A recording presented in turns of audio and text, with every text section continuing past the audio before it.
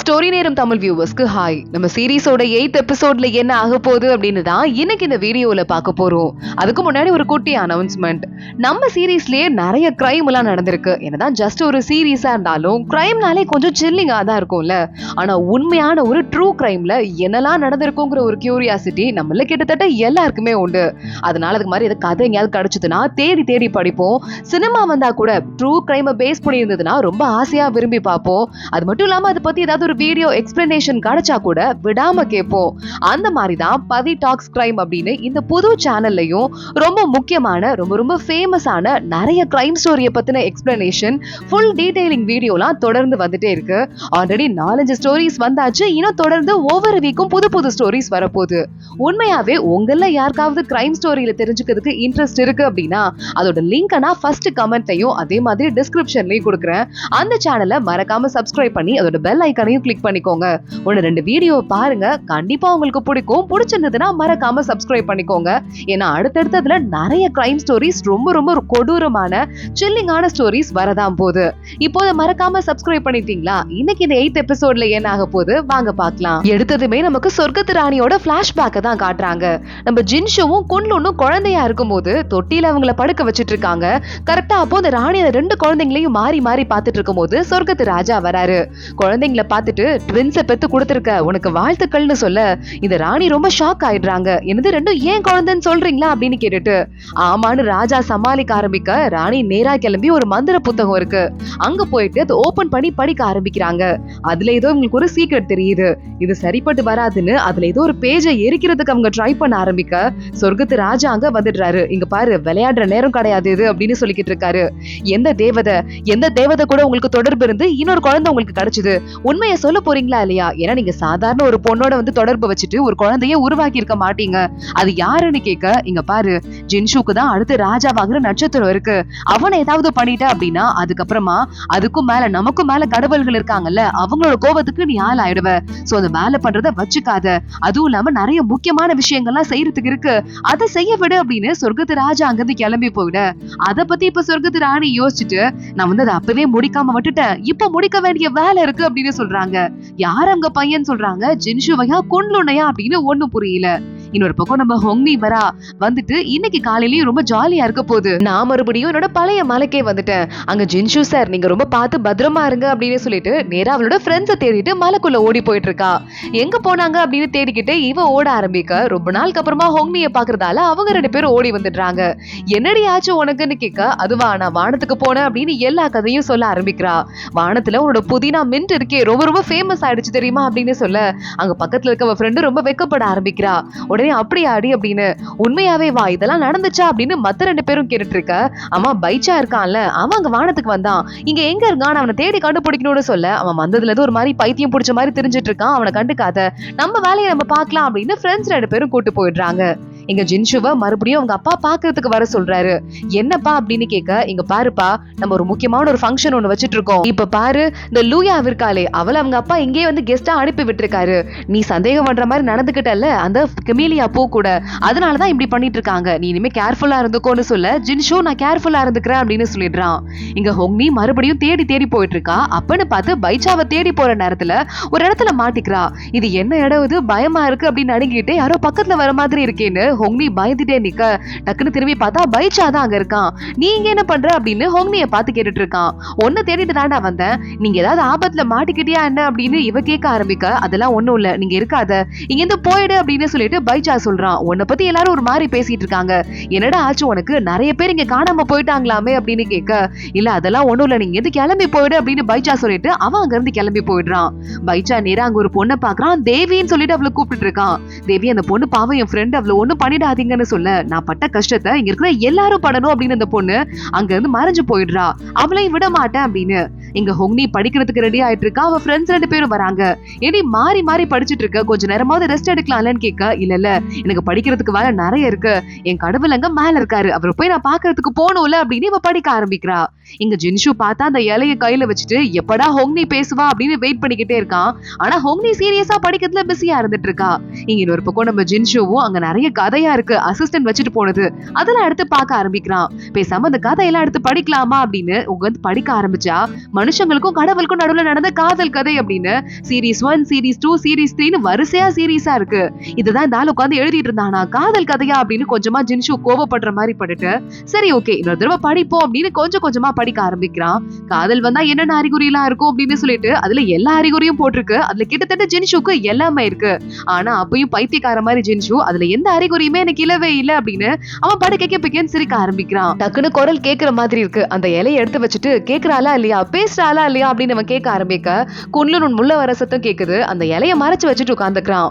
Kunlun உள்ள வரான். என்னன்னா எல்லாமே கலைஞ்சு கிடக்கு, நீ டென்ஷனா இருக்க மாதிரி இருக்குன்னு சொல்ல, டென்ஷனா எனக்கா அப்படின்னு ஜின்ஷு ரொம்ப நக்கலா டீ எடுத்து குடிக்க, அந்த கப்ல டீயே இல்ல வெறும் கப் எடுத்து குடிச்சிட்டு இருக்க, அப்படின்னு டென்ஷனா இருக்கன்னு தானே அர்த்தம். சும்மா அவ கூட சேர்ந்து பேசிட்டு போலான்னு தான் வந்தேன், வைன் கூட எடுத்துட்டு வந்துட்டு இருக்கேன் அப்படின்னு குன்லுன் அங்கேயே உட்கார, இதை நம்ம பெரியவர் இருக்காரே அவர்கிட்ட நீ திருடிட்டு வந்துட்டேன்னு கேள்விப்பட்டேன், இந்த வைனை உன கூட்டு போக வாங்க அப்படின்னு கேட்க குன்லுன் உடனே எதிர்ச்சிட்டு, ஆனா டக்குன்னு எனக்கு கண்ணு தெரியாத மாதிரி இருக்கு, இங்க கிளம்பி ஓடி போறான், பாய் பாய் அப்படின்னு சொல்லிட்டு எங்க என் அண்ணன் போனானோ தெரியலன்னு குன்லுன் கத்திக்கிட்டே ஓடுறான். கரெக்டா அவன் ஓடின அந்த நேரம்னு பார்த்து நம்ம ஜின்ஷுக்கு ஹோங்னி பேச ஆரம்பிக்கிறா. நான் இருந்து படிக்க ஆரம்பிச்சுட்டேன், நீங்க என்னை பத்தி கவலைப்பட வேண்டாம் அப்படின்னு, இனிமே டிஸ்ட்ராக்ஷனே ஆகக்கூடாது, படிக்கணும் அப்படின்னு அவளே ஸ்ட்ரிக்டா பேசிக்கிட்டு இருக்க. அதை கேட்டு சிரிச்சிட்டு இருக்க நம்ம ஜின்ஷு டக்குன்னு வாயில இருந்து ரத்தமா துப்ப ஆரம்பிச்சிடுறான். அவனால கண்ட்ரோல் பண்ண முடியாம உடம்பு போயிட்டு இருக்கு. இன்னொரு பக்கம் சொர்க்கத்து ராஜா நின்னுட்டு அவன் உடம்புல இருக்கிற பவரை என்னால இதுக்கும் மேல ஏன் மேஜிக்க வச்சு அடக்க முடியல, என்ன பண்றதுன்னு தெரியல அப்படின்னு யோசிக்க ஆரம்பிக்கிறான். ஜின்ஷுவோட அந்த புனித மரம் இருக்குல்ல, அதுக்குதான் அந்த சொர்க்கத்து ராஜா ஏதோ சக்தி கொடுத்து கட்டுப்படுத்திக்கிட்டு இருக்கான். கரெக்டா அன்னைக்கு விளக்கு திருவிழா வருது. விளக்கு திருவிழா அன்னைக்கு எல்லாரையும் கூட்டு வச்சுட்டு நம்ம ஹோங்னி பேசிக்கிட்டு இருக்கா. வாங்க வாங்க சொர்க்கத்துல நடந்த கதையெல்லாம் சொல்ற அப்படின்னு எல்லா கதையும் சொல்ல ஆரம்பிச்சுட்டு, இதோ பைச்சா அங்க இருக்கானே அவனும் அங்கதான் இருந்தான், அவன்கிட்ட கதையை கேளுங்கன்னு சொல்ல யாருமே பைச்சாவை கண்டுக்கவே இல்ல. அத்தனை பேரும் ஹோங்னி கிட்ட மட்டும் தான் கதை கேட்டுட்டு இருக்காங்க. பைச்சா கொஞ்சம் சோகமாயிட்டு மறுபடியும் ஓரமா போய் நினைக்கிறான். அவன் கிட்ட நம்ம ஹோங்னியோட ஃப்ரெண்ட்ஸ் 2 பேரும் மட்டும் தான் பேசுறாங்க. அவன் நிக்கிறத பார்த்துட்டு மறுபடியும் ஹோங்னி போறா.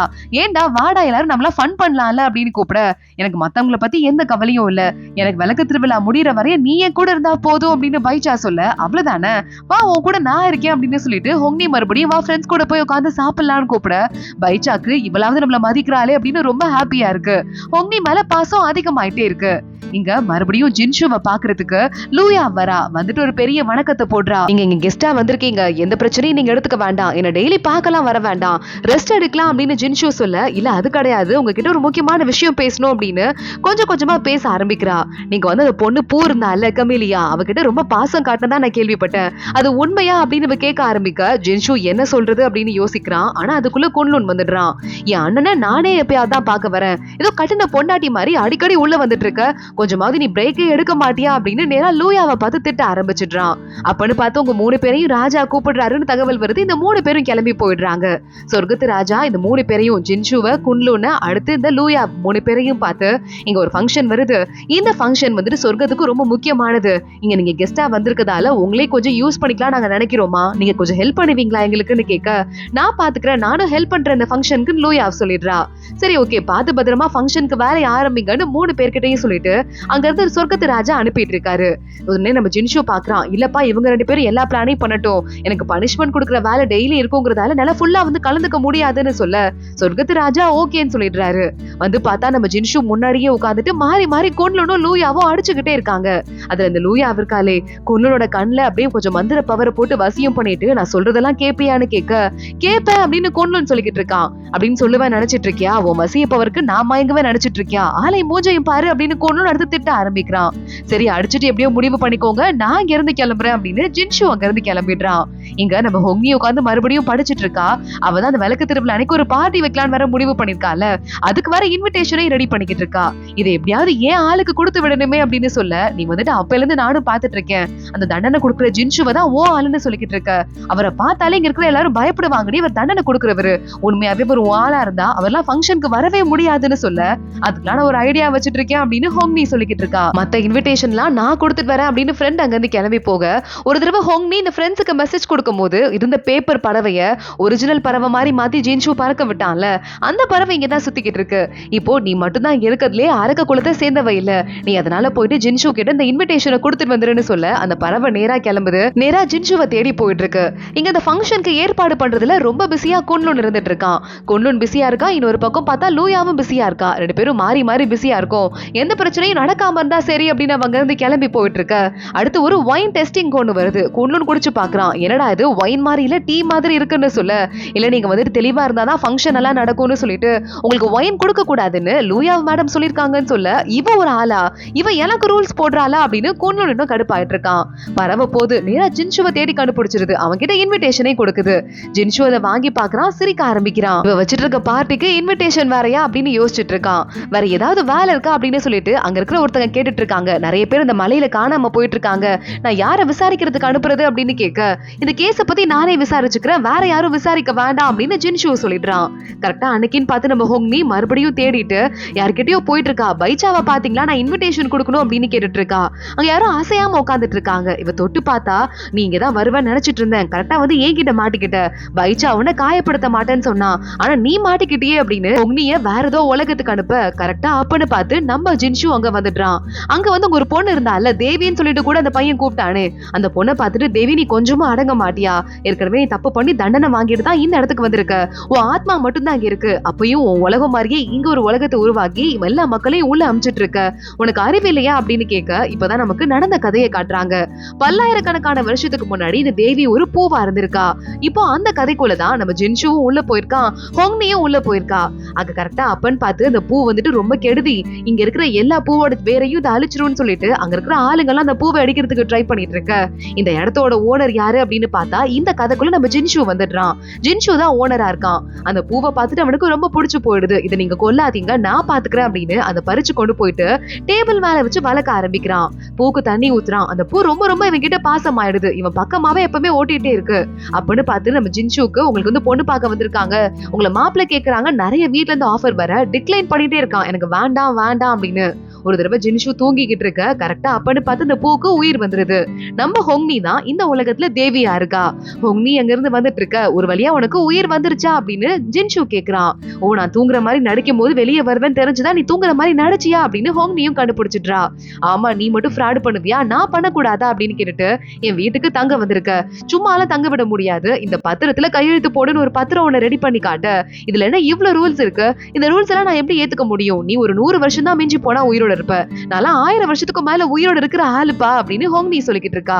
அட்லீஸ்ட் பரவாயில்ல, நான் இருக்கிற வரைவாவது இந்த ரூல்ஸ் கண்டிப்பா செல்லுபடியாகும், இங்க வா கையெழுத்து போடு அப்படின்னு சொல்ல வேகமா அவ கை நாட்டு எடுத்து நம்ம ஜின்ஷுவே கை நாட்டு வச்சிடுறான். ஹோங்னி திருன்னு முழிச்சிட்டு இருக்கா. அதுல எழுதியிருக்கு, டெய்லி வந்துட்டு என்ன நினைச்சு பார்க்கணும் அப்படின்னு. நான் எப்படி டெய்லி உன்னை நினைச்சு பாக்குறது, நான் சாகுற வரைய நினைச்சு பார்க்க முடியுமா அப்படின்னு கேட்க, இல்ல நான் சாகுற வரைய நினைச்சு பார்த்தா போதும் அப்படின்னு சொல்லிட்டு, டெய்லி நீ தான் எனக்கு டீ சர்வ் பண்ணணும், சமைச்ச சாப்பாடு எனக்கு நீ தான் சர்வ் பண்ணணும், டெய்லி இதெல்லாம் பண்ணணும் அப்படின்னு சொல்லிட்டு இவளுக்கு ரூல்ஸ் போட்டுக்கிட்டு இருக்கான் ஜின்ஷு. ரொம்பவே அவகிட்ட பாசத்துல அட்டாச் ஆயிடுறான். சரி, எனக்கு தூக்கம் வர மாதிரி இருக்கு, ஏதாவது ஒரு பாட்டு பாடுன்னு சொல்ல, பாட்டெல்லாம் தெரியாது, நான் உனக்கு வேணா ஒரு கதை சொல்றேன் அப்படின்னு ஹோங்னி, ஒரு பூ இருந்தாலாம், பூ கடவுள் மேல காதல் வந்துச்சான்னு அவங்க கதையவே சொல்ல ஆரம்பிக்கிறா. இங்க குன்லுன் வரான். என் அண்ணனை பார்த்து ரொம்ப நாள் ஆன மாதிரி இருக்கே அப்படின்னு உள்ள வர, உள்ள ரூம் எம்டியா இருக்கு, என் அண்ணன் உள்ள இல்லையா அப்படின்னு நம்ம யோசிச்சுட்டு இருக்கும் போது தான் அப்போ ஒரு ஆள் வராங்க. லூயாவை பாக்குறதுக்கு வந்திருக்காங்க உங்க அண்ணனை அப்படின்னு. என் அண்ணன் உள்ள இருக்கான்னு போய் சொல்லி அனுப்புங்க, நான் இல்லைன்னு சொல்லி அனுப்புங்க அப்படின்னு குன்லுன் சொல்ல, லூயா உள்ள வரா. அதுக்குள்ள நம்ம ஜின்ஷு மாதிரிய ட்ரெஸ் எல்லாம் போட்டுட்டு உட்காந்துக்கிறான் குன்லுன். லூயா கிட்ட நல்லா பேசி ஏமாத்த ஆரம்பிக்கிறான். லூயாவுக்கு லைட்டா டவுட்டா தான் இருக்கு. சரி ஓகே, இந்த டீயை கொஞ்சம் குடிச்சு பாருங்களேன் அப்படின்னு ஒரு ஒயின் கொண்டு வந்து இவன் கிட்ட குடுக்க ஆரம்பிக்க, குன்லுன்னும் வந்துட்டு நம்ம ஜின்ஷு மாதிரியே நடிச்சுக்கிட்டே அந்த ஒயினை குடிக்க ஆரம்பிக்கிறான். பார்த்தா பயங்கர கசப்பா இருக்கு. இது ஏமாத்து வேலைன்னு தெரிஞ்சுட்டு திரும்பி பாக்குறான். இது நீ கண்டுபிடிச்சிட்டியா, நான் உன்னை ஏமாத்துறேன்ட்டு அப்படின்னு சொல்லிட்டு குன்லுன் கேட்க, ஃப்ராடு, உன்னை பத்தி எனக்கு தெரியாதா அப்படின்னு லூயா சொல்லிக்கிட்டு இருக்கா. கரெக்டா அப்பன்னு பார்த்து ஜின்ஷு மனுஷ உலகத்துக்கு போகும்போது அங்க ஒரு புதக்குழியில மாட்டிக்கிட்டாருன்னு தகவல் வர, அண்ணனை காப்பாத்தணும் அப்படின்னு குன்லுன் வேகமா கிளம்பி போயிட்டு இருக்கான். பின்னாடியே லூயாவும் ஓடி போயிடுறா. இந்த 2 பேரும் ஓடி போகும்போது இந்த இடத்துக்கு வந்தாலே இந்த கதைக்குள்ள இன்வால்வ் ஆயிருவாங்க போல. அதனால பின்னாடி லூயா ஓடி வந்துட்டு இருக்கவ குன்லுன் கூட இன்வால்வ் ஆயிடுறா. இந்த கதையில இப்ப ஜின்ஷு உள்ள போனால அந்த பையன் தான் நினைச்சிட்டு, என்ன எப்படி நீ மறக்கலாம், என்ன ஏன் மறந்த அப்படின்னு கேட்க ஆரம்பிக்க, இங்க பாரு, என் அண்ணனை காப்பாத்துறதுக்கு நான் வந்திருக்கேன், கொஞ்சமாவது சுயநினைவோட இரு அப்படின்னு சொல்லிட்டு அவளை அடிச்சு மயக்கம் போட வச்சிடுறான். இதுக்கு மேல நம்ம கதைக்குள்ள போனா கூட நம்ம அதுல இன்வால்வ் ஆக மாட்டோம், சோ நமக்கு பிரச்சனை கிடையாது அப்படின்னு சொல்லிட்டு நம்ம உள்ளேயே கூட்டு போயிடுறான் குன்லுன் லூயாவை. அதோட தான் இந்த எபிசோட் முடியுது. உள்ள மாட்டிக்கிட்ட ஜின்ஷுவும் ஹோங்னியும் என்ன பண்ண போறாங்க அடுத்த எபிசோட்ல பார்க்கலாம். இந்த வீடியோவை லைக் பண்ணிக்கோங்க, மறக்காம நம்ம சேனலுக்கு சப்ஸ்கிரைப் பண்ணிட்டு பெல் ஐக்கானையும் கிளிக் பண்ணிக்கோங்க. அடுத்த வீடியோல பார்க்கலாம். அது வரைய பாய்.